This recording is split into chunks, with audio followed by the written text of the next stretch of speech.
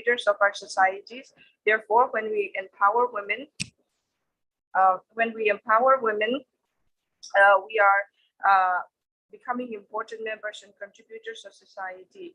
When we empower women, we are strengthening our communities and forces. Jawaharlal Nehru has stated, and I quote, "If you educate a man, you educate an individual. However, if you educate a woman, you educate a whole family." Women empowered means Mother India empowered, unquote. By Jawaharlal Nehru, we can see that he views them as the empowerment of society as a whole, which is true to a significant extent. So the second question we may ask ourselves is, how do we empower women? The first important step in the empowerment, as the theme of this webinar suggests, education is a stepping stone, a very important stepping stone that we must embrace in order to empower all genders. If we look at history, whatever developments that have taken place for the betterment of mankind, education has been behind all of those things. Education of the masses, therefore, is important and a pivotal stepping stone in order for any development on any scale to take place within our given societies. Women who come across discrimination in many spheres have a particular need for education in order that they may know their rights and stand against discrimination. Still today, we are seeing that women are being harassed by men. We hear cases, unfortunate cases of women getting gang raped and then murdered. So in order to fight that, it's not just the women who have to stand up, it's also equally the responsibilities of men to educate ourselves and to protect the lives of women as well. In a country like ours, especially in rural areas, it is often the case that women and young children are often oblivious to the rights that they have according to the constitution of this country. So therefore, education of these women and making them aware of their rights as well as their worth is a fundamental duty that we must all hold as a society. So when we speak of women empowerment, it doesn't only constitute women joining the workforce. Because as you all know, there are many women in our societies who don't necessarily go after corporate jobs. So we may think that those women don't need education.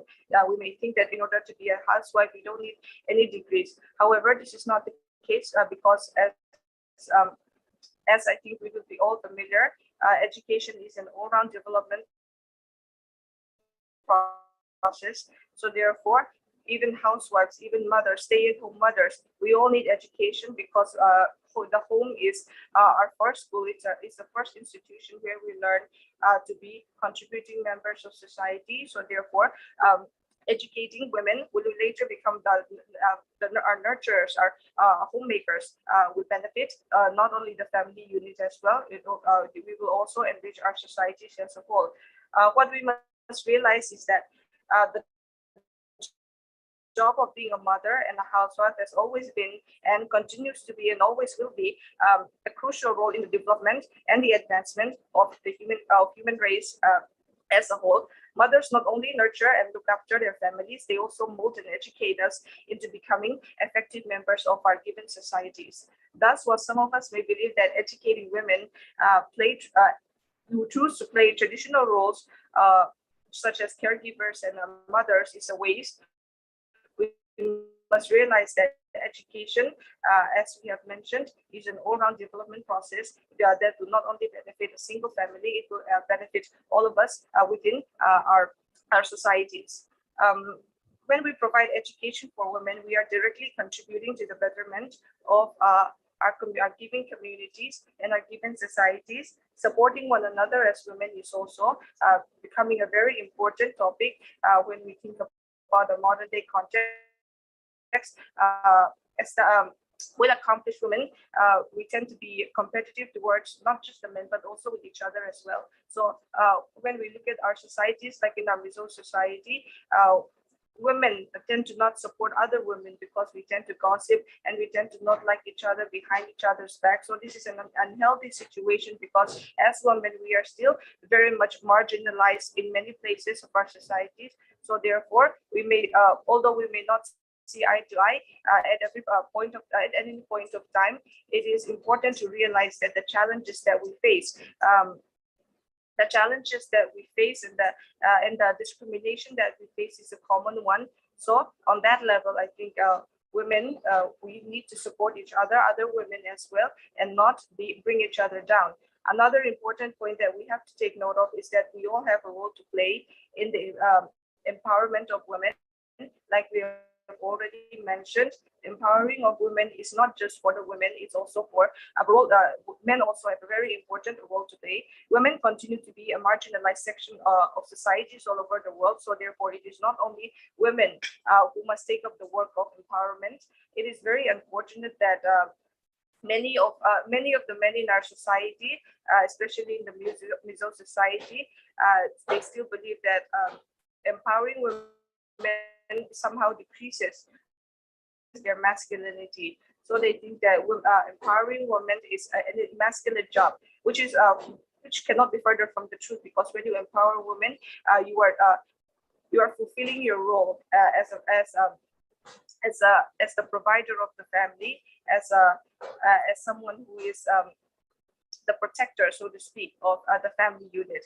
Recognizing the work, value, and accomplishments of women, regardless of their gender, must be a basic human instinct that men as well as women must recognize. Traditionally and still today in the modern context, men constitute a major part of the working force, and within the families they play the roles of provider, father, and most importantly, protectors. So therefore, without the support and the acknowledgement of men in the journey of empowering women, the social evils of harassment, discrimination, gender equality cannot be eradicated. So all genders are important while we are empowering women because it benefits us all. Women have been fighting for their rights and standing up against discrimination for a very long time now. And in all their efforts, they have recognized that education continues to be a defining tool in ending the struggles that women face all over the world. The struggles that women face in one country can be significantly different to the struggles that women face in other countries. Therefore, I think it is important that we try to recognize what we need as a culture. We have to empower our women according to the cultural values that we hold. For example, if we look at European countries and women empowerment, the women empowerment that they employ in those countries, first thing we think of is feminism. And the modern day feminism, it doesn't really gel with the cultural values that we have here in our country. So therefore, while other countries may think that abortion, transgender rights are what constitutes feminism. I think what we need in the empowerment of women, in our view of feminism in our country, is what is tangent with what is in parallel with our cultural values, our religious values, and societal values as a whole. So while we are trying to uplift women, while we are trying to embrace feminism, I think what is important is we hold near and dear to our culture, values, and our principles, and the needs of our country as a whole. In order to end the discrimination and uplift the status of women, education of not only women but also all members of society is therefore a crucial aspect. As has been mentioned, the empowerment of marginalized group means the empowerment of society as a whole. So to conclude, we as a society must not neglect the education of all members of our society, even the ones that we deem will not be putting into use the education that we spend our money on. For in education lies the key to ending gender-based discrimination, which will in turn result in the betterment of our country, our communities all over the world. So I think we are very fortunate that we are able to recognize our International Women's Day and celebrate it in this way, although a bigger celebration is maybe expected. I think this is a wonderful start for our college also. Maybe in the coming years, we'll be able to have more grand celebration and spreading of awareness regarding women's rights and gender equality through with our students and other faculty members as well. So, sir, I think that is enough for my presentation. Hello, sir. Yeah, yeah. Yes, I can hear you. You see, okay. I remember one Dr. APJ Abdul Kalam said, if you empower a woman, you empower the family. When the family empowers, the society empowers, and when the society empowers, the country empowers. Like that, he said. So this is very important. So maybe along with organizing a webinar, we'll need to do some groundwork, I think, like distributing some water to or something to the poor, or some seminar interaction with the women's organization at the ground level, like MHEP and all. From next year, we'll do something, or not only next year, we can do on the basis of this, we will do some work, because only organizing seminar will not work, I think. Yeah. We're talking, I think webinar is interaction with women in societies will be very beneficial for our yes. students. Well, even without doing also, even if we distribute some bottle of waters and mineral water and all, no, that will also in the market also, in the name of like International Women's Day, if we do some activities on the ground, that will be more important, I think. This webinar is just, you see, just a cover up. Cover up to do something, that at least we are doing something, no? This will show. And then when we organize a webinar, you see, you can put in your departmental profile also that you have presented, you have attended, like that. So in multiple things we can add our activities. Yes. So I think Kofil will have some observation, and then we'll go to Punath, and let us have Punath first. Something if you want to say, being the head of the department, if you want to give some observation, Punath. Okay, first, at the very outset, I would like to congratulate.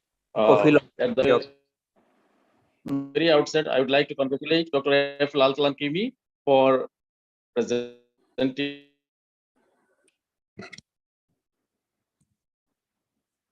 such a wonderful speech on International Women's Day. But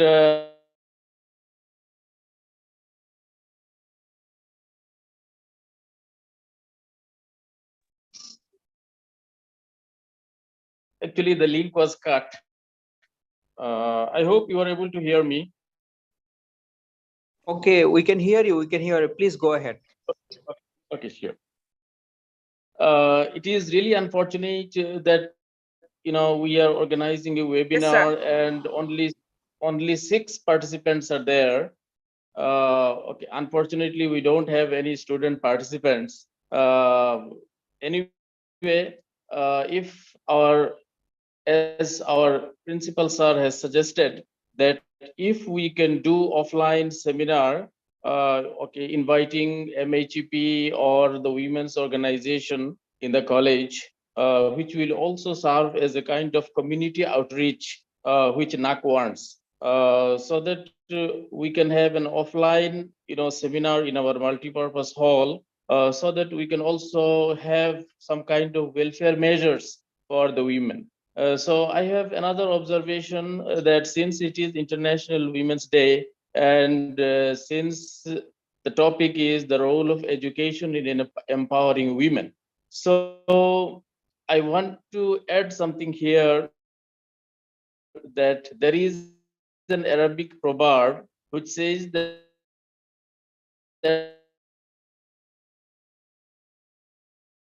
al-ummu madar. So if women are educated, society, even the whole nation. I have another observation is that that only education can solve the gap between what to say, genders. Okay, only education can give the gender justice, because in our society, which are mostly patriarchal, okay, education can only, women's education particularly, can dismantle the patriarchal mindset which is there, which is prevalent in our society. So it is really a nice topic, and it has been a nice webinar too. I would like to thank Dr. F. Latlan Kimi, and again, and also the principal sir for taking the initiative, to such an webinar. Thank you very much. Thank you, Pukofil. Thank you. Then Dr. Kofil, thank you once again.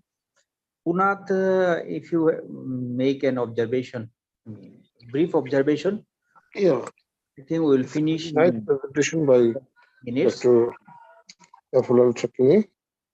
And as our principals have said, that we need some groundwork also for to reach some women practically and make this awareness of empowerment of the women. So we'll take some initiative in the near future, hopefully. And we are enlightened by the today's webinar. Really, I again congratulate and say thanks to Dr. Effie this much. Okay, thank you, Puna. Then I think Department of English and Women Empowerment Cell is also there, no? So from this webinar, we can take something out of this, that will take some initiative, definitely. So today I am at Nagaland, so that's why I'm wearing a Naga soul. Yeah, it looks So Dimapur. Perfect match. Very nice. That whole day we were very tired. Anyway, so anyone have to have any observation on the theme education and empowerment of women, please?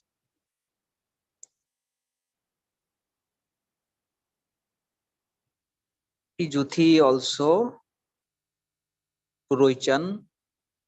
Pijuthi is there, Puroichan is there.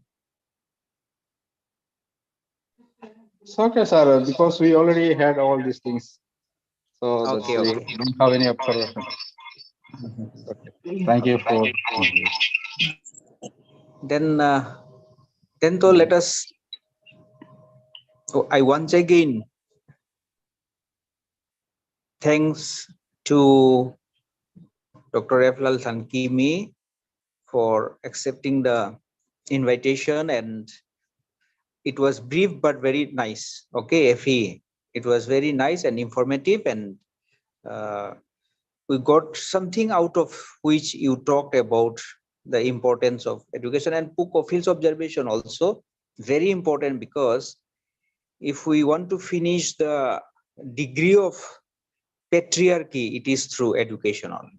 With this note, let us finish the webinar for today, and with the promise that we will work something for the empowerment of women in future from the Department of English as well as from Government Jolmam College. Thank you all. Thank you, sir. Thank you.